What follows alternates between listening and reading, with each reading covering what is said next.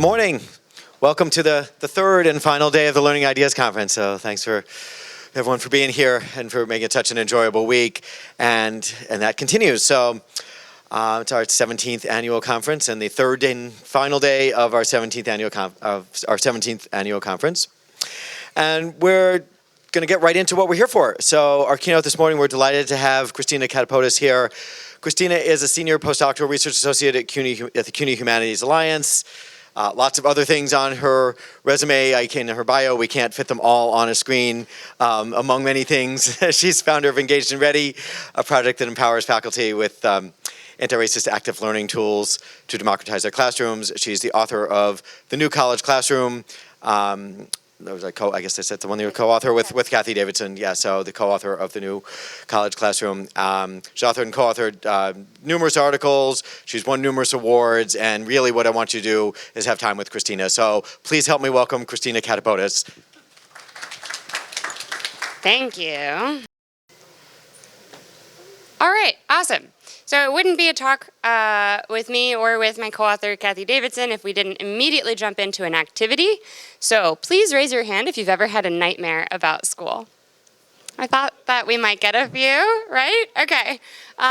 So show up to an exam without a pencil, you forgot something important, you forgot to put pants on because nightmares are weird, or maybe, that dream that recurs of like, oh, I missed my alarm, and then you wake up to a dream within a dream of, oh, that was just a dream about missing my alarm, but now I've really missed my alarm, and then you finally wake up and you're like, oh, I'm fine.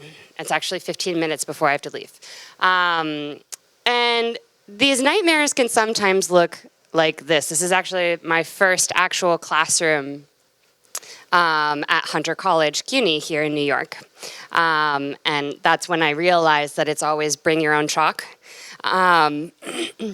So it can feel lonely in those moments, right? It's my fault I forgot a pencil. It's my fault I forgot to put pants on because nightmares are weird. It's my fault that I missed my alarm, right? But what's the best way to end a nightmare? Wake up. How do we do that?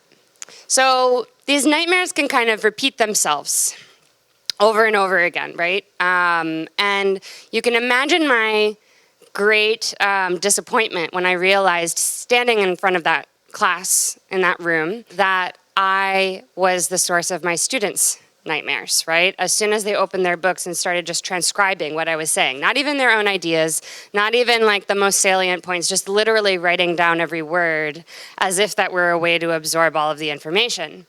And I realized like I have been copying and pasting what I did as a student, what my teachers did, right? And in the research that we did for the New College Classroom, we talk about the history of higher ed and how we have actually been copying and pasting this model since the 19th century. In the 19th century, mostly at Harvard, Charles Eliot in particular, president of Harvard at the time, that was really the last time we revolutionized higher education. So that's where we got majors and minors, standardized testing, boards of trustees who have the power to grant or not grant degrees, if you've been following what's going on at Harvard right now. Not the faculty, right? Various endowed chairs, graduate schools, all of that comes from this like industrialized education, right? This sort of mass production of factory workers for an industrialized nation. And an industrialized world. And that Taylorist kind of like system rewards efficiency, right? Cutting corners, cheating. It counts how much time you spend in the seat, like the Carnegie credit hour. And it rewards people who continue producing the answers that you want them to have, rather than being those creative thinkers who break out of that, right? The original papers that we wish we could be reading, instead of having the students who say, what do you want me to write about, right? So ways to wake yourself up from a nightmare, right? Start to push back a little bit and ask questions. So if you take control of the narrative in the nightmare, it tends to end. If we take control of the narrative here in higher ed, also in the way we live and work, in the way we parent, I have 2 little ones, they'll come up a few times, then we can actually change a lot. And if you remember, that classroom looked pretty lonely, and we rarely ask for help. Particularly in academia, we're taught to be the experts, right? We're taught to be like, you are in charge, you need to know all the answers, right? And what that does is it trains students to do exactly this in the workplace. Surely someone standing at the front of the room somewhere will have an answer to that hard question. Surely someone standing at the front of the room somewhere will solve climate change, will solve social inequities, right? Someone will fix it, but that's not me, right? It doesn't teach them kind of accountability we need, right? So this might seem counterintuitive, but actually asking questions is really the first way to take control of this narrative. So there are these wonderful alternative models that Dr. Brenda L. Montgomery proposes in this beautiful, gorgeous book, Lessons from Plants. And there are 2 things that I really take away from this book, and there are many more lessons in it. But the 2 that I want to share with you is that plants, as my students might see it, are forever stuck in their groups, right? It's not like they can walk up and move, right? They're stuck in their groups. So they have to choose whether to compete or to collaborate. And in academia, we are taught over and over and over again to compete, right? This is how we also get siloed. This is how we stop sharing. We squirrel it away because we want to publish, right? And this has been going on for a long time. But when we choose to collaborate, we actually get better answers. Think 2 heads are better than 1, right? And so plants might, in the beginning, collaborate for, let's say, space, sunlight. But eventually, they start to, they might compete for space and sunlight, and then eventually they start to collaborate, particularly beneath the surface. And we would do well to teach our students and encourage them and create these structures for them to collaborate. Same with our employees, right? Our staff have more collaborative, structured environments. So what does that look like, let's say, in an office meeting? I can tell you that on the team that I work on, at the Futures Initiative and Humanities Alliance at the CUNY Graduate Center, we have collaborative agendas. So the agenda is blank. We start our meeting where everyone writes down the 3 things that are most on their mind that they most want to talk about. And we all put them down in a Google Doc. It's a shared agenda. And then we vote. Right? We count up how many people said A, how many people said B, and instead of going in order that the one meeting leader, normally the person with the most power, we actually rotate who leads the meeting. We rotate who leads the meeting. They keep time, so they make sure we end on time. And we always ask at the end, and what else? What are we not thinking about that we should be thinking about? And with this model, we talk about we set priorities together as a team. And then we get to the lower priorities if we have time. And if not, those go on the agenda for the next meeting. So that's what that starts to look like in the workplace. And that's also what it looks like in my classroom. I'm happy to talk more in Q&A about how I co-create with students. One of the reasons why Cathy and I wrote a book together is because I left 60% of my syllabus blank. Set up a Senate floor for my students to make proposals to add to our syllabus, make friendly amendments to our policies, and fill it in together through a democratic process. So this is what it can look like, and I'm going to give you a few more ways to get there, some that are really easy and some that require a little bit more time. The second lesson that I think is important underlying all of this is building a community of trust and belonging, right? So another lesson from plants. If you have a plant sitting in your window, I have a few, and it's not doing well, do you say, well, what the heck is wrong with you, plant? Get it together, right? We don't say that, right? We're like, oh man, I'm so I need to change. But not just me, I need to change the environmental conditions for that plant to thrive. Maybe it needs more water, maybe it needs different soil, maybe it needs more or less sunlight, right? It's the environment that we create that matters, right? The scaffolding, the structures that we build. Okay, so next activity. For all of you, you all have notebooks and pens, thanks to our wonderful conference organizers. I'd like you to take them out and please write down first few thoughts. Don't overthink it. You're all at a Learning Ideas conference, and I know that you're all already finding like many more answers, but just write down like the first 2 or 3 things that come to mind. What drives you to learn something new? Okay. Now, I told you not to overthink it. It's okay if you didn't finish. Talk to someone next to you and share your things together. See where you have some commonalities. So, many of you know this as think, pair, share. Maybe some of you don't. It's called think, pair, share, or think, write, pair, share, but I think that's too wordy. So, at 8 a.m., when I do this in a windowless room in a basement at Hunter College, the room explodes just like it did here. And many people think, oh, my students are talking during class, how disruptive. I tell them, I can't wait for you to become friends. You know why? Because friends show up for each other, even if they don't show up for me. So it's actually a tricky way of getting them to have better attendance. I have been shushed by other teachers because my classroom is too loud. Ooh, I know. I feel bad, and I'm like, I'm sorry, kind of, but not really. Sorry, not sorry. Yeah. This is an educational victory, right? Getting peers to talk one-to-one, or in small groups. This is peer-to-peer learning, collaborative learning, which came up a lot yesterday in different tracks. So I'm going to just ask for a few volunteers, right? Because if we went around everywhere, we wouldn't get to the next thing. But what did you talk about? What drives you to learn something new? Online we had curiosity, personal growth, technology change. How about some in the back? Some folks in the back. A realization of a deficit, something I don't know. How about over here in the middle? Yeah. When you become curious about something that you don't know anything about. Hating boredom. Okay, defeating boredom. How about you? Making connections, connecting pieces of the puzzles. Yes, yeah. Resolving ambiguity.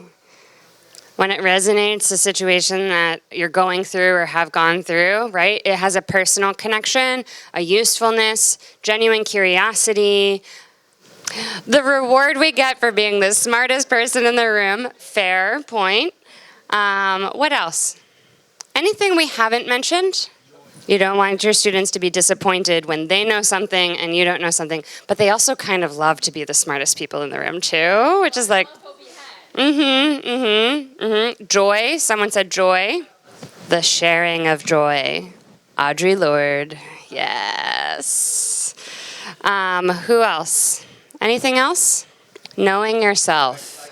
Exactly. The personal connection to the material is extremely important, extremely important. Anything else? When you have a problem you want to solve. To make more money? Fair. 1,000% fair. All of these are wonderful. And did you notice there was kind of a consensus in the beginning, right? But because you all wrote it down, because you had a conversation, it was easier for us to also get the outlier points, right? That's how we avoid groupthink, right? That's how we get everyone to participate. This is 100% participation, and it's very important, right? So it seems like a simple, quick 5-minute activity, but it's actually pretty revolutionary, and Charles Eliot would have hated it. Oh my God. All right. Did anyone mention grades? No. But what's funny is that the people who push back on alternative assessments and ungrading and things like that, they're like, but without grades, why would students want to succeed? For all of these reasons, right? All of these reasons that are deeply meaningful. I mean, we're at a Learning Ideas conference, so we're all kind of in this similar boat together, right? But not everyone feels that way. Many people think that grades are the carrot at the end of the stick. And there's a really important study from the Proceedings of the National Academy of Sciences that is cited here. We've been schooled to believe students require external motivators, carrots at the end of the stick, like good grades or consequences, like academic probation, to incentivize them to be good students, in scare quotes, whatever good means, right? Who study hard, for example, and discourage bad behaviors such as cheating. But we're in a system that rewards, right? The quick study and the cheat and efficiency, right? This is the Model T version of education, right? Where you're cramming with like 5 classes or 6 classes all at once. You don't have time to do that deep, meaningful, like curiosity-based or joy-based exploration. However, research in economics and psychology has shown that extrinsic motives undermine students' intrinsic ones. Okay? This is coming back to a little bit of your talk from yesterday. Internal motivators that drive students to do their best, such as joy, curiosity, and emotional connection, that personal connection to the material, can weaken in the presence of external ones. And as a person with anxiety and ADHD, I'll tell you that the stress of a test totally weakened my internal motivation to pass that AP history exam in high school. You know what I mean? There are many ways in which what I'm talking about today also applies to creating universal design and a more inclusive environment for our neurodiverse students. Didn't know I had ADHD until 3 months ago. Just thought that I was bad at taking exams. How can we help students realize and connect with what motivates them? And I'm going to give you 5 things that you can take away. You've already done one of them, so now you're an expert. You've done it yourself. Entry tickets that you can use tomorrow. Well, maybe not tomorrow because it's Saturday, and I hope you take a break. But maybe on Monday or next semester. And this is also really great for running meetings to poll everyone in your among your staff and really get a sense of what motivates them. I'll give you 3 self-reflective activities that go deeper than entry tickets, right? Entry tickets are kind of the beginning, right? If you did one thing and you only had 5 minutes, that's a great place to start. But if you want to go a little deeper, I'm going to talk about things like plagiarism, how to motivate students to be honest, and a couple other things that will help you. And then a new habit of mind, one that very well could change the way that you approach living and working. Okay, so entry tickets you can use tomorrow. So we did a quick one. I asked you a question. Remember, it was low stakes. You didn't have to do any homework to be prepared, right? Asking them things like, what do you remember from last semester?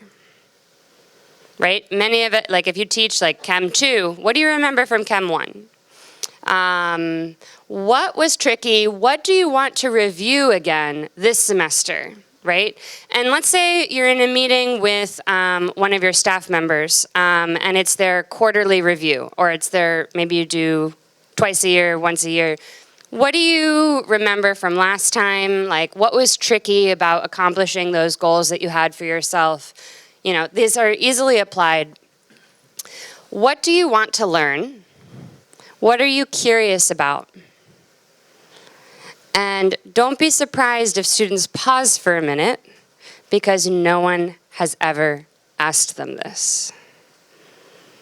People know the life that they want, they just haven't been asked. And so this might be a very scary question because, oh, now it's getting personal, right? And now I have to think for myself, and you may very well be the first person who asks them this question. When I ask my students this on the first day of class, it's their first entry ticket, so maybe it's a bit much, but we do it anyway. I ask them, what do you want how could this class help you get to whatever comes next for you? What do you want to do for the rest of your life? How could this class help you get there? What could you learn in this class that you could take with you for the rest of your life? And some of them are like already writing down. Some of them are ready. And some of them look at me in panic. And some of them snicker. And I'm like, no, really? What could you learn in this class that you take with you for the rest of your life? I know it's required. Like, we all know you're here because it's required. But I really believe, do you want to come sit down? There's plenty of room. You'd rather stand. Okay. There's room for you. And another question you could ask is, who could be a role model for you in this discipline? If only someone had asked me that in physics. Oh, I don't know. Well, why don't you look them up? That's the beauty of having the internet now, right? When I was in school taking physics, I was still using physical library card catalogs and physical dictionaries. I actually crossed out new in Webster's dictionary and wrote old. That was my first mishandling of a book, much to my mom's dismay. But asking them these questions in earnest, right, really is a game changer. Okay, so we did an inventory method. An entry ticket is an inventory method. It inventories the room. You get 100% participation. So how do they work? Just so you understand what goes into all of that. So you ask a question that everyone can respond to and reflect on. This is part of being invited. Sometimes when I ask people, what makes you feel like you belong? They say being invited and being seen. Students write down their answers. You get 100% participation. The bonus is you collect them to take attendance if you are in an attendance-taking institution, or you could incorporate their input into future conversations. My students love this. They don't realize that I read them. And then I say, oh yeah, Sarah said, and and they light up. Oh my God, you read my thing. You're reading my stuff. It matters. So even if you have hundreds of students, even if you just pick one or two to draw from, it really makes a difference in building that trust and relationship, right? Again, asking students, creating a culture of belonging, also collaboration, right? It's a two-way street. Then you transform that into small group discussions, which become peer-to-peer. So in a room like this, I can't spend one-on-one time with all of you in 40 minutes, but you can spend time with each other. And actually, students are more likely to remember what they learned from a peer than what they learned from me. So it's a win-win. And then you can use like that think, pair, share, entry-exit tickets, fish bowls. And then it's even better if you can incorporate those group discussions into class-wide discussions. So like getting a few samples here and there of what people said. Okay, why do they work? Why should we do this and not just the traditional lecture model? Most students graduate from college only having spoken in class when forced to or called on. Most professors talk 89% of the time, even in discussion-based courses. Talk time and engagement directly correlated to student success. Do you have a question? Is there a benchmark of what we should do instead? If 89% is too much, is 50% right? Is 30% right? Great question. So I ask my students, I ask them, what percentage of class time do you want working in groups, in class discussion, and me lecturing? And they normally pick too much time for me lecturing, and I bring it down. Okay. And actually, I do things like, instead of lecturing, like let's say I gave my students a really tough book to read. And I assigned them the introduction for the first day. And I used to say, you should read the introduction, but I didn't put it on the syllabus. I've made room for it now. It means I teach less content, but that's actually better because that's not following the Taylorist model. Less content is more. So I gave them the introduction. And then the day that we introduced this book, instead of me telling them why we're reading it, I said, so tell me, why are we reading this book? And I worked in groups. We wrote things on the board. I had one cheeky student who said, because you assigned it. And I said, I see you, Patricio, and I'm going to tell you about the power dynamics involved in this environment. Let's go there. So just quick, Go ahead. just a little so in my organization, I teach instructors how to teach. And so I'm going to be digging through some research on this, but Sure. I would love to tell them, like, if your course is 90% of you talking, like, the literature supports moving that number down to blah, blah, blah, something. So I'll Google it and see what I can find out. appreciate the benchmark, but I think that what I see it as is if I talk 90% of the time and I have X number of students, then I'm leaving X number of minutes, whether I have a 75-minute class or a 50-minute class or a 3-hour class, right, for them to talk. Is that enough time for all of the students to talk? And if I have hundreds of students, then how am I incorporating peer-to-peer discussion and group work into my course so that I speak less and they speak more? So my students lectured at me why we were reading that book, and I filled in a few gaps here and there to kind of correct the score. So it was sort of like a distributed lecture, but without a right answer in mind, because they had to come up with personal reasons why they were interested in reading a difficult text with me. Does that make sense? So it depends on the situation. I think it would be hard to form a benchmark. And I should also add, because this is an international audience, that these are numbers for the US only. So I don't have numbers for elsewhere. Humans are naturally inquisitive, but industrialized education stamps this out of us. I have a 4.5-year-old who entered public school pre-K in September. He was still 3 at the time, and by October, he came home and said, "My teacher thinks I'm a bad kid." I have spent many nights crying over this, doing deep dives, and eventually figured out we're a big, happy ADHD family. Right? Talk about incentive for learning something new. I have done a quick, hyper-focused study in the last year about ADHD, and if you want to talk to me about it, I have an earful for you. But this is the thing. Kids at home, before formal schooling, ask on average, I don't know if any of you have been around little children, but they on average ask about 100 questions an hour. Oh yeah. Right? It feels low. It feels low. It's actually up to 130, but it depends on your kid. That number drops to about 3 per hour in formal schooling. Maybe not the case in Montessori or Waldorf or like these more progressive pedagogies that also came out of the 19th century, right? But it's staggering. There's a precipitous drop in question asking in formal schooling. But if we don't ask questions, remember, how are we going to evolve? So this might seem simple and small, but there are many very good reasons backed by learning sciences, decades of learning sciences, hundreds of studies that now have meta-studies of those studies. If you look up Scott Freeman and Proceedings of the National Academy of Science and all of that, backing why this is revolutionary. And this is a great start because student engagement correlates with student success. Everyone wants to talk about student success these days, but I'm like, what do you mean by student success, right? And what do students know what success looks like for them if we don't ask them what they want? Okay. I promise 3 deeper ways to do this, okay?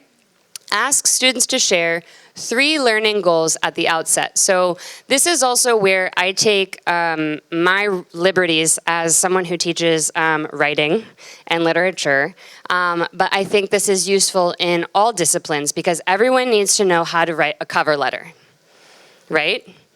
And I can tell you, 80% of my students don't sign them. And I have to remind them to sign them. I'd rather that happen with me than in their applications for their first job, right? Oh, that's a weak point. I gotta remember to sign it. Okay, so I have students write me a formal cover letter detailing 3 learning goals and how they plan to achieve them in practical, like daily ways. What's a practical way that you will achieve that learning goal by the end of the semester? And I used to assign 20% of their final grade for participation, and this replaces that grade. We're no longer an attendance-taking institution. This is a post-pandemic phenomenon that's kind of picking up in places. And so what's going to motivate them to show up? What are their learning goals? And how are they going to connect to them? Why do they have those goals? So this is a really, really great strategy. I'm going to expand on it a little bit more. The second thing is asking students to write the learning outcomes for a course in their own words. Those are often at the end of the syllabus and like something that the department created, right? And we labored over all of the wording so we would get it just right. And we do this in our LMSs and in instructional technology, like the learning, what are the learning outcomes, right? Everyone wants to know that, but by the time we vet those so heavily between ourselves, it looks like whoever wrote those doesn't have feelings, is not even human, right? So we need to humanize those, right? And get students to do the work. I'll tell you a quick trick. When my husband does something that really bothers me, instead of talking his ear off about all of the ways in which I feel hurt or undervalued or like gender in society and all of the things, I say, why do you think I'm upset? Oh, I love this. Oh, I love it. Because just the act of him doing the work instead of me, I already feel better, and he's only said like one thing, right? So getting them to rewrite the learning outcomes, this is actually the most rigorous form of learning. Active learning, which is a live, active application of what you're learning, is more rigorous than just listening passively. And then ask them, this is the plagiarism one that I'm going to get to, if they want to be trusted and why they want to be trustworthy. Okay, so the letter of commitment to yourself assignment, this is the cover letter. This is based on a 15-week semester, so that's why it's broken down this way. In the first 1 to 2, maybe 3 weeks, ask students to submit a cover letter detailing their 3 learning goals. And if you want an example of my assignment, the entire thing is on my blog. If you go to ChristinaKatopodis.com, click on blog, I think it's the first blog you'll see. It's student self-assessment. So students submit these cover letters, and then I respond. And this is where the mentoring comes in, like, set more reasonable goals, right? Because oftentimes at the beginning of the semester, we're up here with our expectations, and then slowly we get down to here where it's like, I just wish the world would stop spinning. Please stop, right? So we need to help students set reasonable expectations that they can actually achieve. Most of us do one mid-semester check-in or none at all. I think we need to do this sooner, and I've had better results doing this sooner before it feels like the semester has gotten out of control. Because if they do it during midterms, they're already stressed and overwhelmed.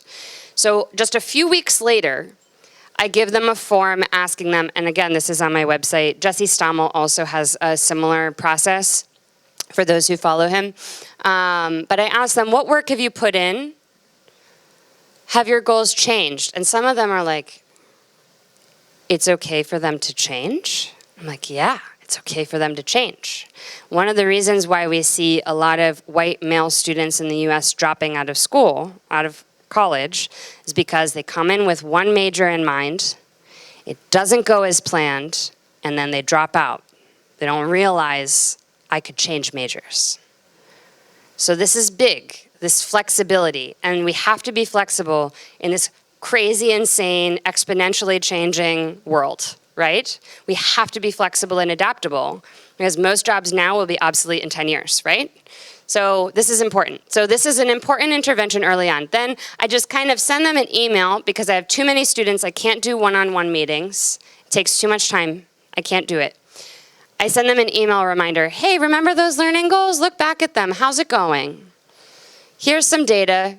Oh, and you only have one outstanding assignment that you still owe me. Or, oh, you've completed all assignments so far. You have no outstanding requirements at this point, right? It's really helpful check-in. And then finally, at the end of the semester, students submit a response letter evaluating their progress toward their goals, and they tell me what grade they believe they've earned in the class.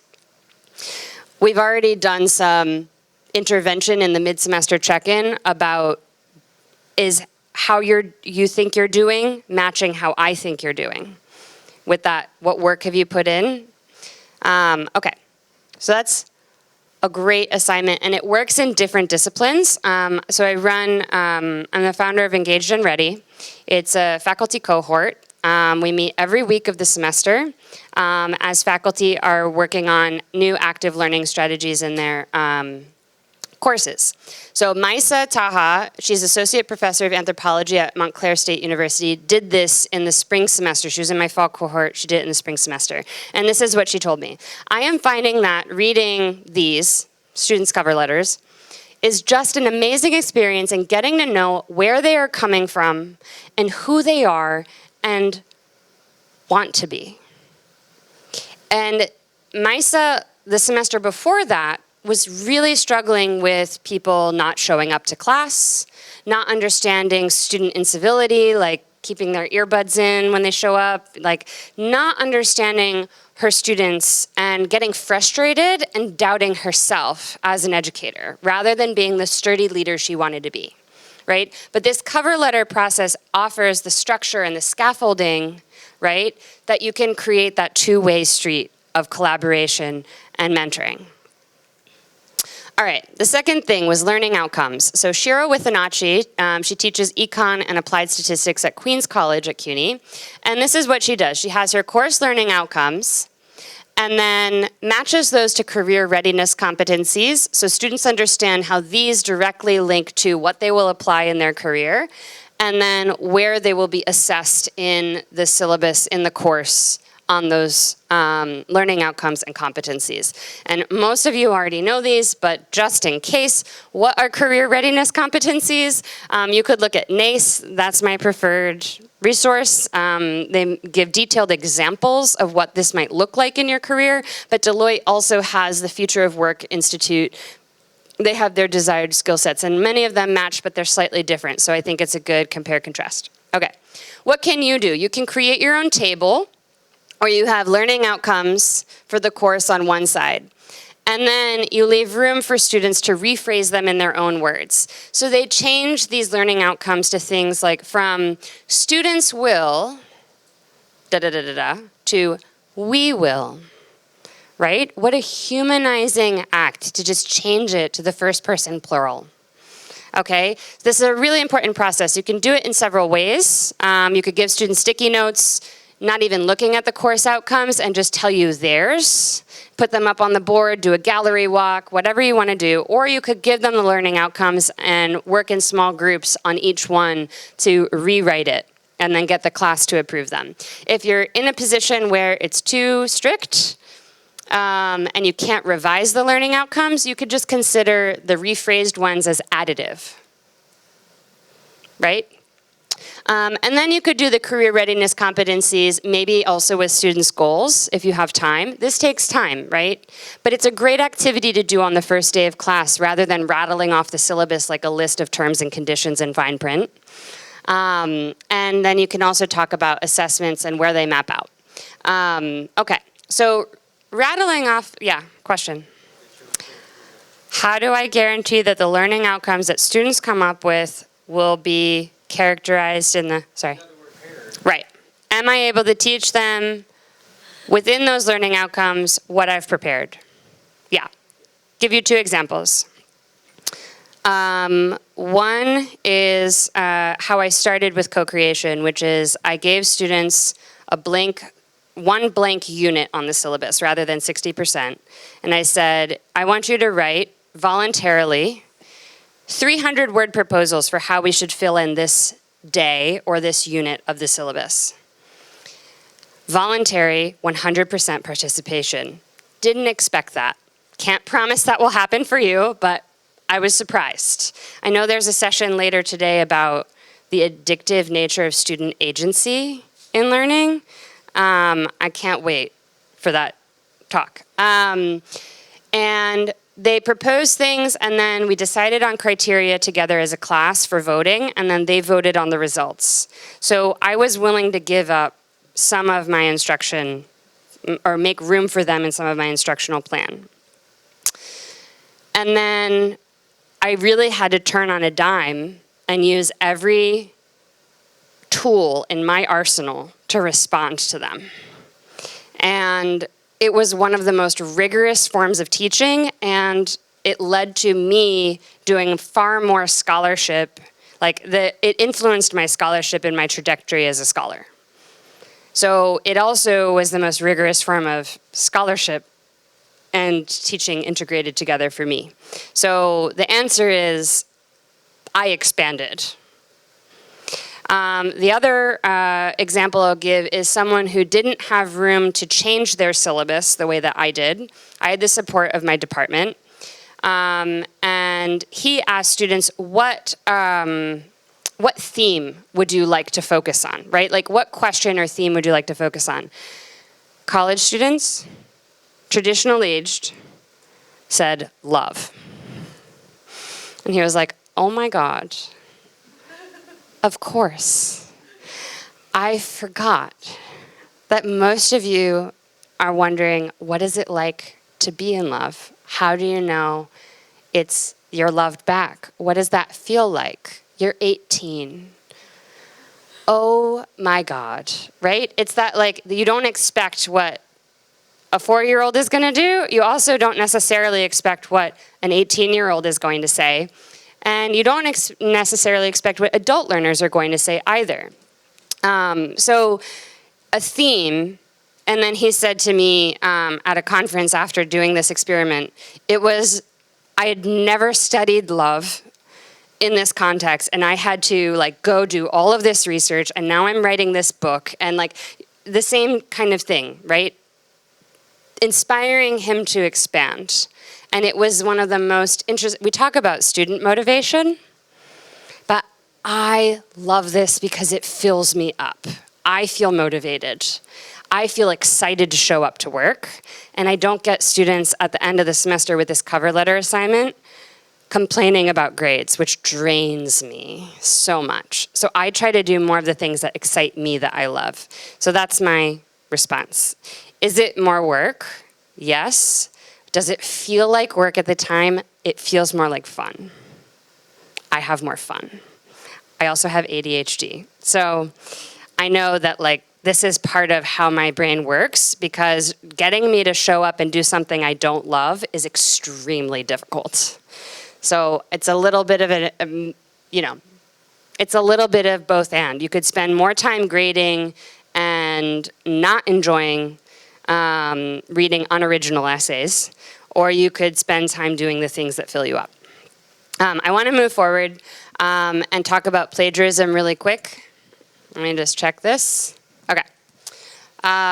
Stephanie Gilman is the founder of Freedom Prep, which is a college transition program for justice-impacted students. And in the wake of all of the buzz about ChatGPT and everyone freaking out about plagiarism, in the US, which has specific plagiarism laws that are different from other countries, which is important to know if you teach an international student body. I was like, how am I going to get my students to be honest with me? And so I gave them a prompt similar to hers. I asked them to tell me about a time that someone's lied to them or broken their trust. I asked them to tell me, how do you know someone is trustworthy? Do you consider yourself trustworthy, and do you want to be considered trustworthy?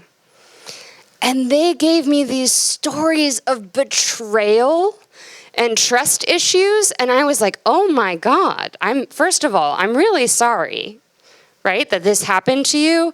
And did you know that this is how I feel when I catch plagiarism?